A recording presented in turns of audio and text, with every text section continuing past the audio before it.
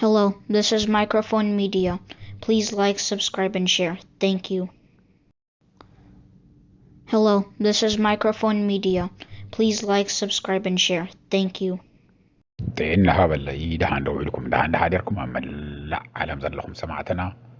سلام ناخذكم يقول زي مايكروفون ميديا مايكروفون ميديا حدش سوون كعامن قاعد احنا مساهم نعملنا لا كل شيء عمل مستي ناز بيت سبنا اكل كوينكم كتقصلوا سبسكرايب زي غوركم سبسكرايب غبروا لايكن شيرن غيركم نخجمروا ون بخبرنا عندما بارك السمعتي مچم حقي يدغوي يخون امبر موسو يقريان هذا عبي شرحي جنرال صارقان ጌታቸው ረዳ ጄፍሪ ፌልትማን ኮይኖም ዝሰርሕዎ ጄፍሪ ፌልትማን ከም ትፈልጥዎ ብቅድሚ ማይክ ሃመርስ ዝነበረ ናይ ኣሜሪካ ፍሉይ ልኡኽ ናይ ፕሬዚደንት ጆ ባይደን ፍሉይ ልኡኽ ዝነበረ እዩ ንትግራይን ቀርና ኣፍሪቃ ይበሃል እምበር ናይ ትግራይን ናይ ፌደራል መንግስትን ዝነበረ ውግእ ዝከታተል ማለት እዩ እዚኣቶም ብጣዕሚ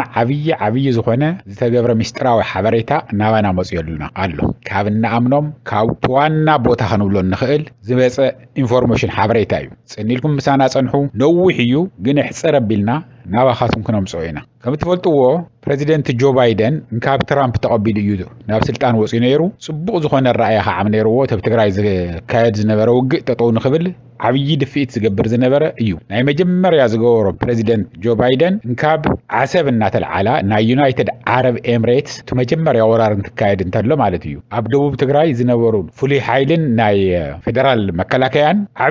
ዓብይ ስርሒት ዝሰርሓሉ ዝነበራ ንዓብይ ኣሕመድ ጠጠው ኣቢሉ ኢሉ ናይ መጀመርያ ዝገበሮ እተን ናይ ዩናይትድ ዓረብ ኤምሬትስ ድሮናት ጠጠው ክግበር ንመጀመርያ ግዜ ንሳተን እየን ዩናይትድ ዓረብ ኤምሬትስ ዓሰብ ተኻሪዎ ነይሩ እዩ ካብ ኤርትራ ንምንታይ እዩ ተኻሪዎ ምስ የመን ውግእ ስለ ዝነበሮ ካብኡ እናተልዓላ ንየመን የጥቅዓ ስለ ዝነበራ ካብኡ ተልዒለን ካብ ዓሰብ ተልዒለን ንትግራይ እናመፃ ደቡብ ትግራይ ዝነበረ ፍሉይ ሓይልና ዝነበረ ከበድ ተፅዋራት ዝነበራ ታንክታት ዝነበረ ከበድ ኩሉ ኣርምርድ ቪሂክል ዝበሃል ብምሉኡ ብትግራይ ኣንፈት ዝነበረ ኣብኡ ሓመድየን ገይረን ናይ ትግራይ ጥራሕ እንተይኮነም ናይ ፌደራል መንግስቲ ማሪኽውን ዝነበረ ሽዑም ኣብኡ ዓብይ ሓደጋ ዘብፅሐ እዩ ነይሩ እዚ ጠጠው ክብል ገይር ግን ፕሬዚደንት ጆ ባይደን ጭራሹን እቲ ዓሰብ ዝነበረ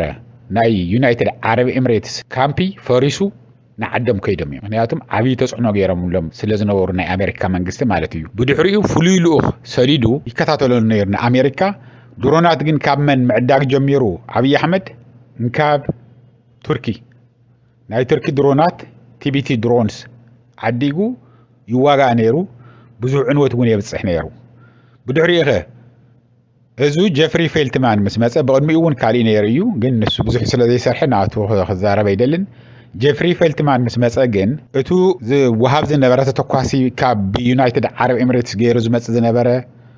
ካብ ቻይና ናብ ዩናይትድ ዓረብ ኤምሬትስ ይሽየጥ ዊግሎንግ ዝበሃላ ናይ ቻይና ድሮናት እውን ስለ ዝነበራ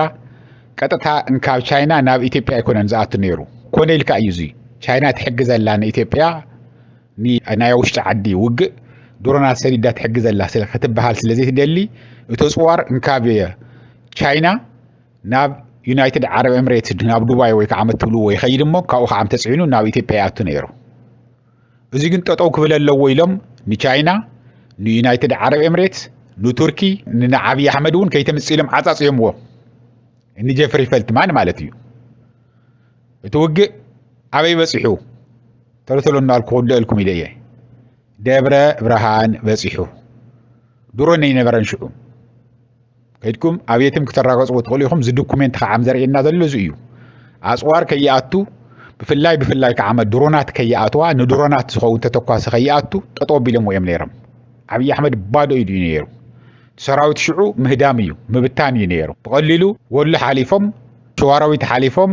ደብረ ብርሃን ምስ በፅሑ ከፊሎም ተዛትዮም ኣብዚ እቲ ዓብይ ምስጢር ክትሰምዕዎ ዘለኩም መን እዮም ከፊሎም እንትለኩም ተለኹ ብኣካል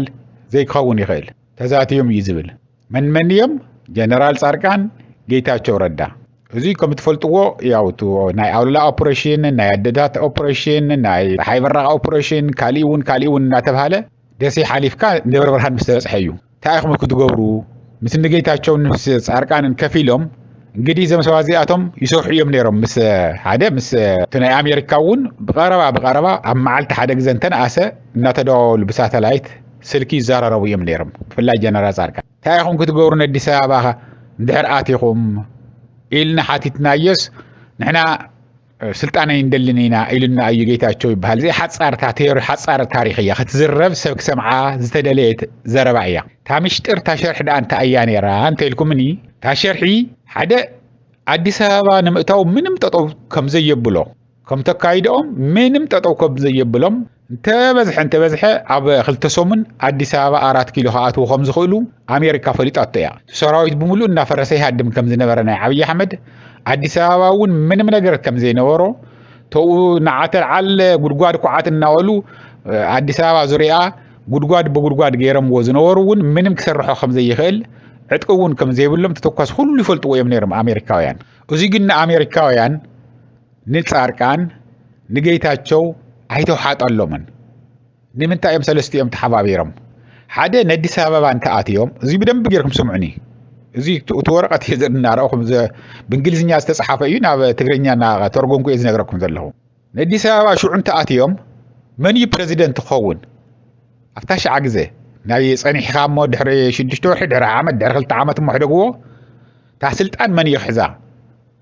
دبرصيين يو مخنياتهم دبرصيين ناي تግራይ ፕሬዚደንት ይነሩ ናይ ውድብ ሕወሓት ቦምበር ይነሩ ደብረጽዮን ፕሬዚደንት ናይ ኢትዮጵያ ወይ ግዚያዊ መምሕዳር ናይ ግዚያዊ ናይ ሽግግር መንግስት ተውሂሉ ከም ዝነበረ ኢህአዴግ ተኣትንተሎ ኮይኑ ኢትዮጵያ ክመርሕ ዝኽእል መን ይሽዑ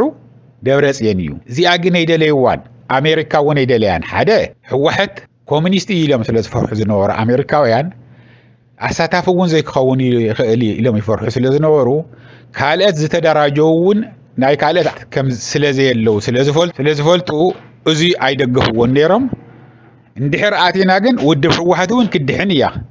اتسلطانون بي دبرصيون كتحازيو سلازي كنتاي كخون اللو كم تملسوا لكم كتملسوا علىكم تباهيلم وسينم سلستيوم اكل كوينم يمزلكم زلهو فيلتمان ጌታቸው ጻርቃን ከመለሱ ዝገበርዎም ሳተሙን አሚነ ምልት አሜሪካ ይኮነን ተመለሱ ይልዎም ሰለስቲኦም አሚነ ምልም ጻርቃን ውን ጌታቸውን ጻርቃንን ደብረጽዮን ፕሬዚደንት ኸውነ ይደልይዎን ጻርቃን ከዓም ተወሰኸ እንታይን ይሄዎ ውድብ ሕወሓቱን ክህሉ ይደልየን ከምዘሎ ያውም ጠንኪሩ ሓይሉ ይኻአቱ دحرنا واتيهم ندي سبب دحراتهم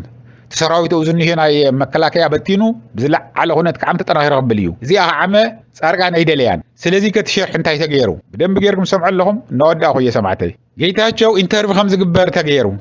صارقان ون انترف 5 جبر تغيرو نااتو من مشفان صارقان تدرادرو خددرادرو لكم انتايهم زبل حتو مسقربلو انتايلو بميدياتاتنا يتغراي ون خبتنا زغور ون صارقان مسمنينا ندرادر اوريدي كل كشنفنا يينا ندي سباخنا اتقططو زبلنا مانم ነገር የለን ይብል ከም ዝደል ዘሎ መስሉ ማለት እዩ ደም ሰምዒኹም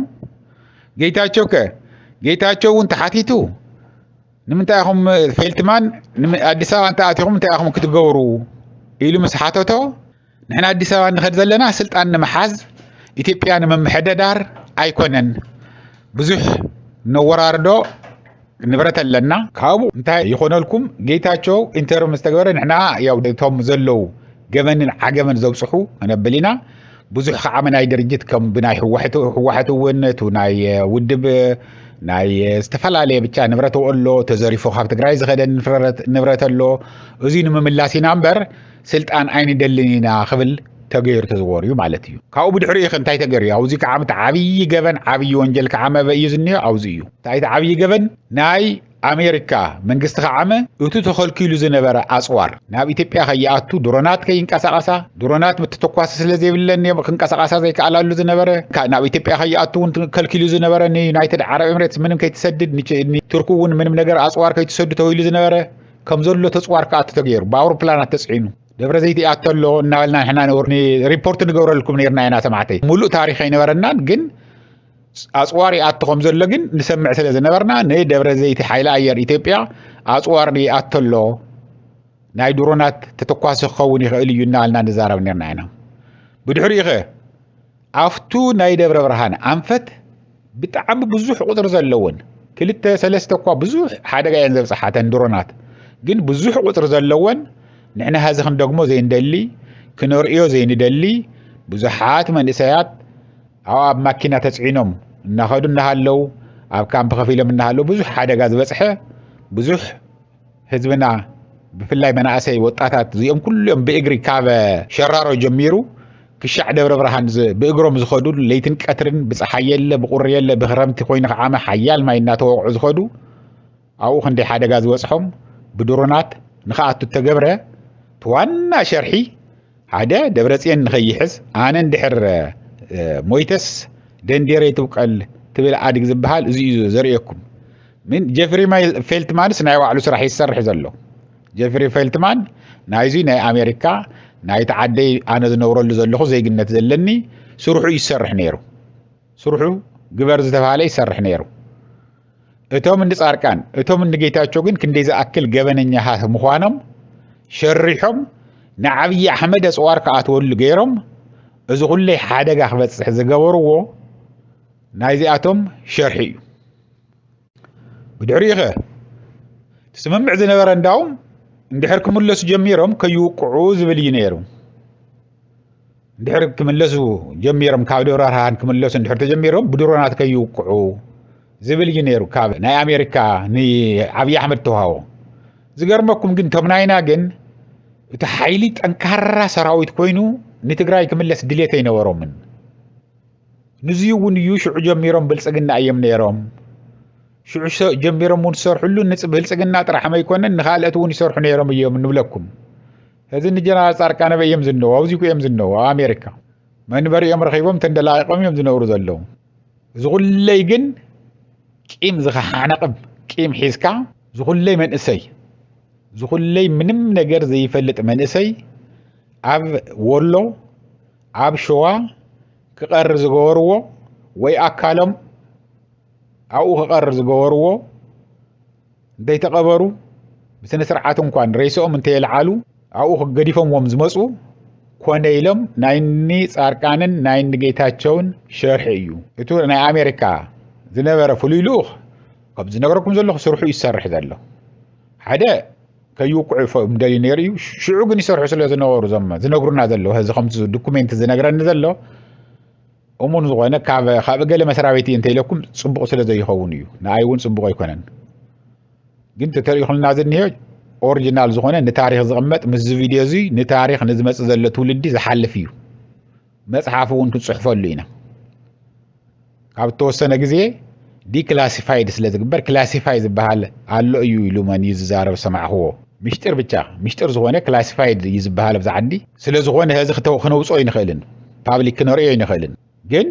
ሓደ ግዜ ዲክላሲፋይድ ይኸውን ድሕሪ 10 ዓመት ድሕሪ 10 ዓመት ናብ ህዝቢ ይልቀቕ እዩ ሽዑ ግን ክንሪኦኩም ኢና ተዚ ንዛረቦ ዘለና ምንም ገበን የብሉን ብትክክል ክንዛረቦ ንኽእል ምዃንና ፈሊጥና ንዛረብ ዘለና ግን ሸርሒ ናይኒ ጌታቸው ጉድ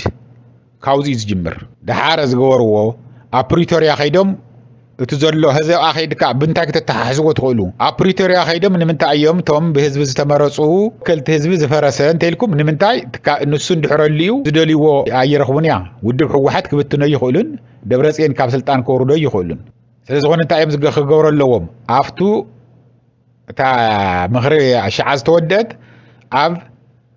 ምስ ማይክ ሃመርስ ኮይኖም እውን ኣበይ ወዲኦምዋ ዕልባት ተበሂቦምዋ ኣብ ፕሪቶሪያ ሳውዝ ኣፍሪካ ኸይዶም ኩሉ ነገር ኣፍሪሶም ተመሊሶም ብድሕሪኡ ናይ መጨረሻ መስማር ዝወቕዕሉ ዓመ ኣፍቱ ጉዳዮም ናይ መጨረሻ መስማር ዝወቕዑላ እቶም ጀኖሳይድ ዝፈጸሙ 400 ሰባት ብኣውዲዮ ብቪድዮ ብቃሎም ብኩሉ ነገር ዶኩሜንት ዝነበሮም ብፍርቂ ለይቲ ብኣውቶቡሳት ጽዒኖም ንኣዲስ ኣበባ 400 ገለን ሰባት ገበነኛሃት ንኣዲስ ኣበባ ንዓብይ ኣሕመድ ሰይደምዎ ንጹሃት ምንም ነገር ጥፋት ዘይብሎም ግን ህዝቢ እውን ዝተኣሰሩ ሰራዊት ትግራይ እኒሄው ህዝቢ እውን ደመወዞም ዘይኽፈሎም ዓቀብቲ ሰላም ዝነበሩ ሰራዊት ዝነበሩ ተጠርጢሮም ተኣጊዶም ዝነበሩ ስራሕ የብሎም ኑሮ የብሎም ጥሮታ የብሎም ናይ ስራሕ ልምዲ የብሎም ናይ ትምህርቲ ማስረጃኦም ከይልቀቕ ተገይሩ ከይሰርሑ ከይመሃሩ ኩሉ ነገር ኮይኖም ዝኒሄው ግን ምንም ነገር ዝተገብረ ነገር የለን ኮነ ኢልካ ዝተሰሪሑ ዝነበረ እዩ ስለዚህ እዞም ክልተ ሰባት እዚኣቶም ብፍላይ ካብ ማንም ዓገብ ዘብፅሐው ዝውግእ ዝለዓለ እንተኮይኑ እምበይ ዝተሓተ ገበን ኣይኮነን ፈፂሞም እዚ ከዓመ ኣድላይ ብዝኾነ እቲ ዶኩሜንት ከነውፅኦ ኢና ጉድ ክብል እዩ ህዝብና እዚ እናዋልኩ ነህዘው ዝያኽለኒ ክሻዕ ዝቐፅል ግዜ ሰላም ደሓን ዋዓሉ ደሓን ህደሩ ቻው